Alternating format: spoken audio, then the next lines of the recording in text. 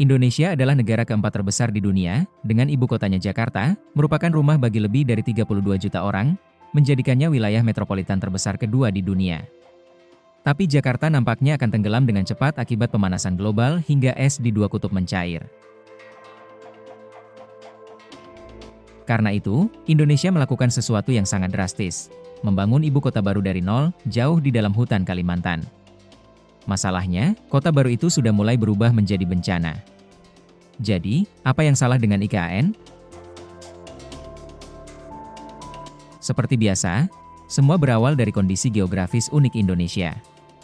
Negara kita adalah negara kepulauan terbesar di dunia, terdiri lebih dari 17.000 pulau, yang melintasi garis khatulistiwa di antara Samudra Pasifik dan Hindia. Ini berarti Indonesia berada di salah satu titik persimpangan perdagangan maritim dan pertukaran budaya penting dalam sejarah, menempati posisi yang sangat strategis antara Asia Timur, Australia, dan India.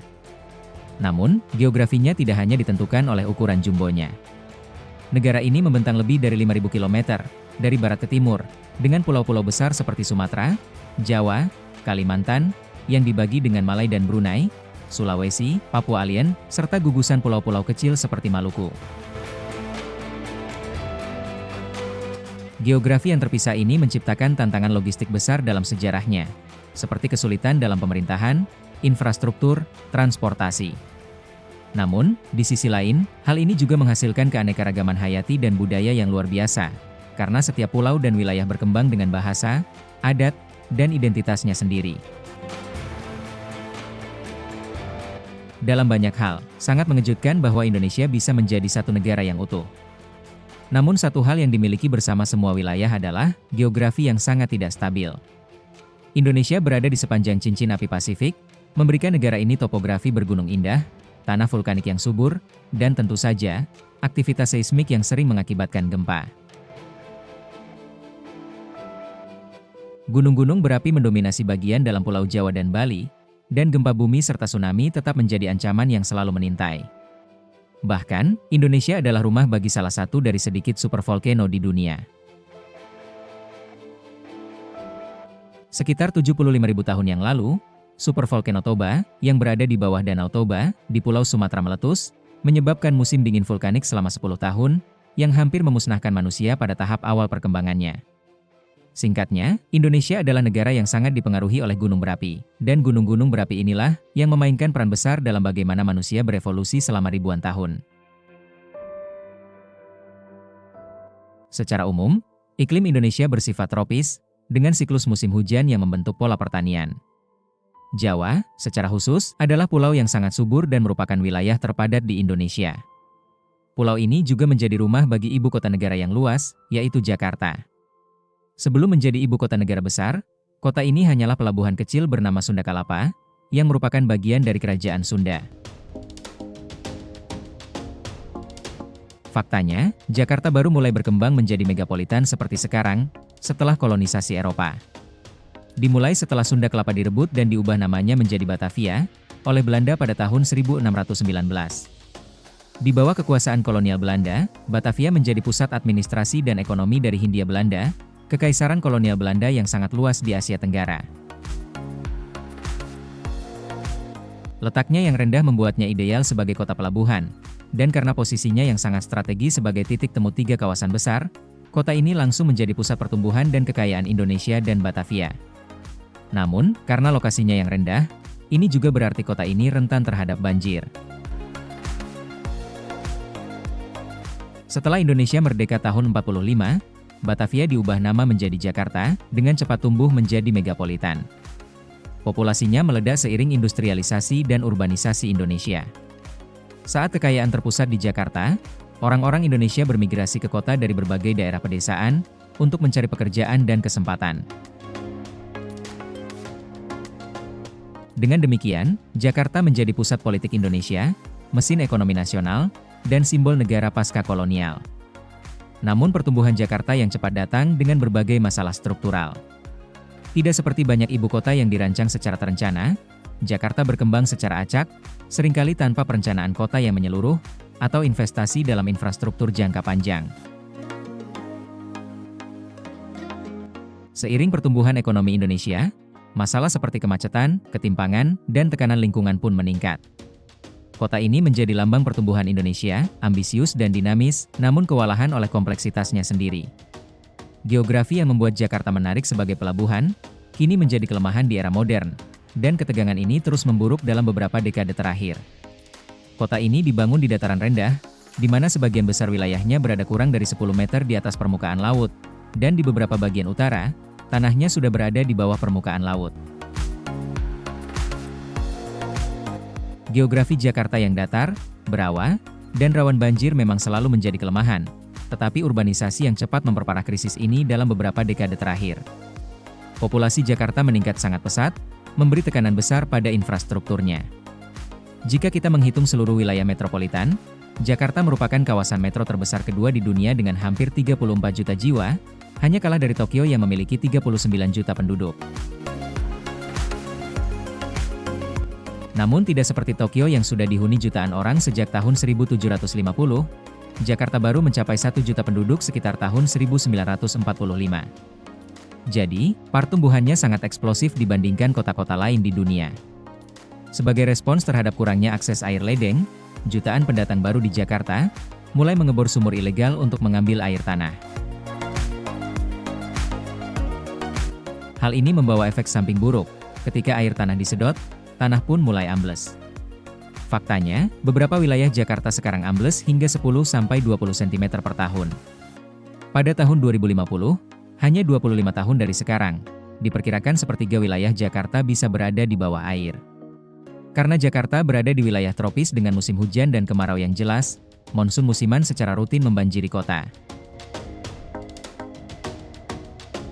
Perubahan iklim hanya memperparah kejadian ini. Bersama dengan kenaikan permukaan laut, hujan deras, dan badai yang makin parah, kini mengalami banjir besar yang membuat ribuan orang mengungsi hampir setiap tahun. Di saat yang sama, polusi udara, lalu lintas kacau, dan kepadatan penduduk, membuat Jakarta menjadi salah satu ibu kota dengan kualitas hidup terendah di dunia. Beban administratif, ekonomi, dan tekanan populasi semuanya bertumpuk di sini, membuat kota ini semakin sulit untuk dikelola. Semua ini membuat masa depan Jakarta terasa sangat suram. Dan karena itulah, Indonesia terpaksa mempertimbangkan langkah yang sangat ekstrim, memindahkan ibu kota negara sepenuhnya ke kota baru.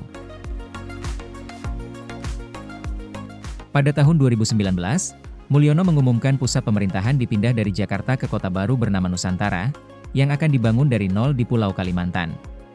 Ibu kota baru ini tak akan menggantikan Jakarta sebagai pusat keuangan, tapi akan menjadi pusat pemerintahan nasional, tempat presiden, parlemen, kementerian, dan fungsi administratif. Tentu saja, logika pemindahan ini bagian faktor geografis. Kalimantan Timur jauh dari zona gempa, jarang banjir, secara geografis terletak di tengah Indonesia. Namun pemindahan ini juga simbolis, bertujuan menunjukkan Indonesia yang lebih seimbang, dan berwawasan ke depan, tidak lagi terpusat hanya di Pulau Jawa yang padat. Faktanya, Nusantara dipromosikan sebagai kota pintar dan berkelanjutan, didukung energi terbarukan, dirancang dengan ruang hijau, transportasi umum efisien, dan infrastruktur digital. Secara teori, kota ini akan terhindar masalah yang menimpa Jakarta, karena dibangun dengan pandangan masa depan. Namun sejak awal, para pengkritik meragukan apakah rencana ini realistis, terutama mengingat biaya yang sangat besar, dampak lingkungan, dan motif politik yang melatar belakangi pemindahan ini. Ya, Pak Demul menginginkan sebuah legasi. Nusantara dimaksudkan sebagai titik awal baru bagi kota di Indonesia, tetapi impian itu tidak berjalan sesuai rencana. Ini disebabkan oleh berbagai alasan, terutama faktor geografi fisik lokasi ibu kota baru Indonesia. Kawasan yang dipilih, jauh di dalam hutan hujan Kalimantan Timur, menimbulkan tantangan logistik besar. Membangun kota baru di wilayah terpencil, dan ekosistem sensitif ini membutuhkan pembabatan hutan skala masif, yang menggusur satwa liar dan mengancam habitat spesies langka seperti orangutan. Komunitas adat juga menyuarakan kekhawatiran, takut tersingkir dari pengambilan keputusan dan penguasaan lahan, dan ternyata ketakutan ini benar adanya. Alih-alih menggunakan tenaga kerja lokal, pemerintah justru mendatangkan 100.000 pekerja migran dan dari luar. Singkatnya, biaya Nusantara sangat fantastis. Estimasi membengkak hingga lebih dari 30 miliar US dollar, angka ini bisa terus naik akibat keterlambatan dan inflasi. Waktu pembangunan molor, target banyak meleset, investor yang katanya mengantri toh tak ada batang hidungnya. Dan yang telah dibangun sejauh ini masih bersifat simbolis alias belum selesai. Sementara itu, Jakarta tetap jadi pusat ekonomi dan budaya Indonesia. Belum ada rencana serius untuk memindahkan jutaan pekerjaan, lembaga, dan infrastruktur. Kekuasaan dan aktivitas nyata akan tetap berada di Pulau Jawa selama beberapa dekade ke depan. Proyek ini juga mencerminkan ketegangan yang lebih besar dalam politik Indonesia, visi modernisasi dari atas ke bawah, yang seringkali mengabaikan suara lokal, demi proyek spektakuler berskala nasional. Tentu saja, Indonesia bukan negara pertama yang mencoba melakukan perubahan ibu kota secara radikal. Brazil membangun Brasilia pada tahun 1960. Nigeria memindahkan ibu kotanya dari Lagos ke Abuja karena alasan kepadatan penduduk, netralitas, dan letak yang lebih sentral. Kazakhstan secara dramatis mengubah kota provinsi terpencil menjadi ibu kota modern di Astana, dengan arsitektur futuristik melambangkan ambisi nasional. Bahkan Myanmar pun mencoba langkah serupa dengan memindahkan ibu kotanya ke Naypyidaw, meski akhirnya lebih terkenal karena jalan raya raksasa yang sepi daripada keberhasilannya. Semua kota ini memiliki benang merah yang sama. Mereka dimaksudkan sebagai simbol kendali, kesatuan, dan modernitas dan legasi dari pemimpin yang akan lengser dengan harapan agar namanya akan selalu dikenang. Namun, kesuksesan jangka panjang dari kota-kota ini sangat bervariasi dan sulit diprediksi. Kritik juga datang dari sisi pendanaan. Proyek ini diperkirakan menelan biaya lebih dari 30 miliar US dollar, atau sekitar hampir 500 triliun. Namun, minat investor asing sangat rendah, banyak pihak khawatir uang publik akan digunakan lebih besar dari yang diumumkan. Hingga akhirnya raksasa dunia seperti SoftBank, Tencent, dan lainnya, telah memilih angkat kaki dari proyek ini. Ditambah lagi, banyak warga Indonesia yang menganggap proyek ini elitis tidak menyentuh masalah rakyat sehari-hari, seperti pendidikan, kesehatan, pangan, dan ketimpangan ekonomi. Beberapa orang bahkan menyebut Nusantara sebagai proyek mimpi, yang mengalihkan perhatian dari krisis nyata di Jakarta, dan wilayah lain yang lebih membutuhkan perhatian dari pemerintah pusat secara langsung. Masalah berikutnya adalah waktu. Rencana awalnya adalah memindahkan pusat pemerintahan ke Nusantara pada tahun 2024, menjelang akhir masa jabatan Jokowi. Namun, hingga pertengahan 2024, kemajuan fisik proyek masih minim, banyak infrastruktur dasar belum selesai, dan sebagian besar pegawai negeri belum siap pindah ke hutan Kalimantan. Malahan sudah lebih dulu ditikung para PSK yang sudah siap cari cuan di sana. Beberapa kementerian juga menolak rencana relokasi total, menyarankan hanya membuat kantor cabang saja. Apalagi para anggota Dewan DPR mereka sangat enggan hidup survival di sana. Sementara itu, Jakarta tetap menjadi pusat kehidupan ekonomi dan budaya Indonesia, dengan sistem transportasi, universitas, media, dan bisnis yang sudah mapan. Singkatnya, membangun kota baru, tidak akan serta-merta menggeser pusat gravitasi negara, yang sudah terbentuk selama ratusan tahun. Selain itu, relokasi ibu kota tak otomatis menyelesaikan masalah Jakarta. Bahkan, bisa jadi memperburuknya, karena perhatian dan dana akan dialihkan dari istri lama ke istri baru, sementara penduduk Jakarta yang masih puluhan juta tetap menghadapi banjir, tanah ambles, rob air laut dan padatnya polusi. Beberapa pakar menyarankan agar fokus pemerintah tetap untuk memperbaiki Jakarta, dengan cara menghentikan pengambilan air tanah, memperluas sistem metro, membangun tanggul laut raksasa, dan hanya memindahkan fungsi administratif tertentu ke luar Pulau Jawa. Namun, Jokowi punya visi jangka panjang. Memindahkan pusat pemerintahan adalah langkah simbolik untuk menciptakan Indonesia yang lebih merata. Dengan membangun Nusantara, ia ingin membuka wilayah timur Indonesia yang selalu terabaikan, mendorong desentralisasi kekuasaan, mengurangi ketimpangan antara pusat dan daerah. Meskipun tantangan besar, jika berhasil, Nusantara bisa jadi model kota hijau masa depan, menunjukkan bagaimana negara berkembang membangun kota yang lebih manusiawi, berkelanjutan, dan inklusif. Tapi untuk saat ini, proyek ini tetap menjadi pertaruhan besar. Dan seperti banyak hal lain di Indonesia, masa depan ibu kota baru ini akan sangat ditentukan oleh geografi, politik, dan tentu saja, kesabaran. Terima kasih Anda masih setia menonton video dari channel Cemilan Edukasi.